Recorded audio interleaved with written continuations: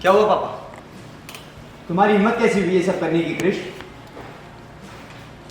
मुकेश बिंदिया, जितनी जल्दी तुमने जाकर के न्यूज पहुंचाई है, सीधा जाकर के पापा का कान भर दिया। वाह, बहुत सही मिस सुहागन,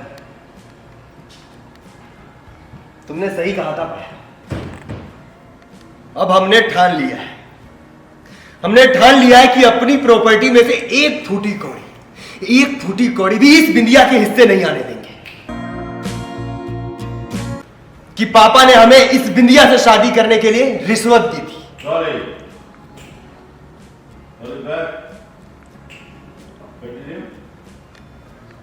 क्यों पापा, सही कहा ना हमने? बलदेव जी देखते, हमने रिश्वत दी थी तुम्हें? अरे पूछो अपनी माँ से, कैसे हमें इमोशनल ब्लैकमेल करके तुम्हारे नाम कुछ प्रॉपर्टी करने के लिए मजबूर किया था इसने हमें।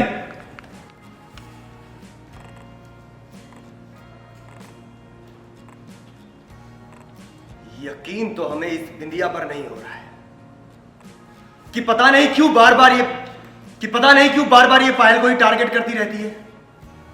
और तुम जो ये बार बार रुद्र का नाम जपती रहती हो, ये रुद्र कौन सा सत्यवादी है? बताओ, कौन सा सत्यवादी है जो तुम उसका नाम लोगी और हम सब यकीन कर देंगे?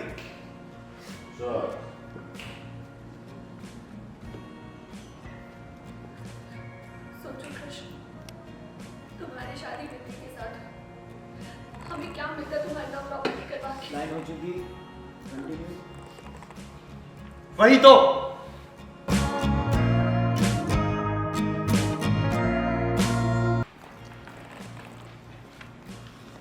क्योंकि हमारे परिवार को पायल ने नहीं, तुमने तोड़कर रखा है बिंदिया।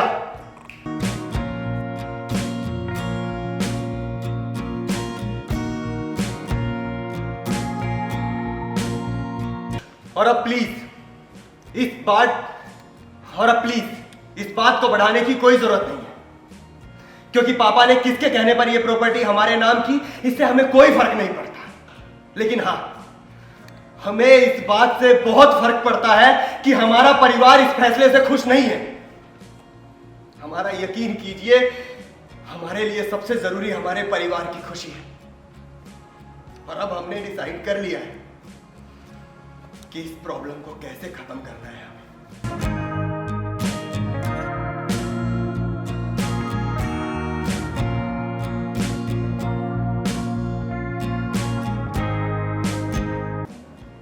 तुमने बिल्कुल सही कहा था भाई,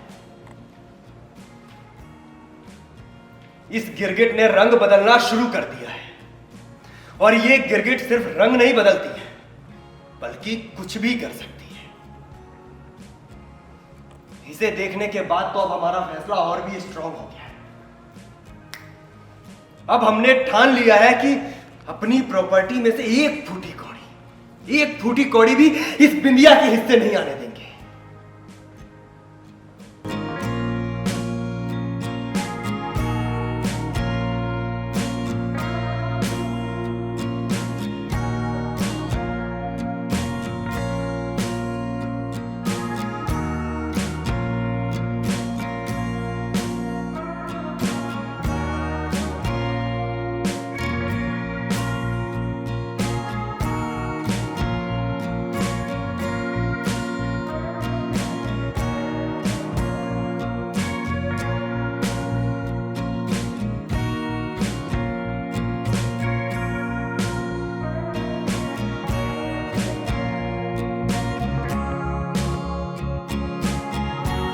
और तुम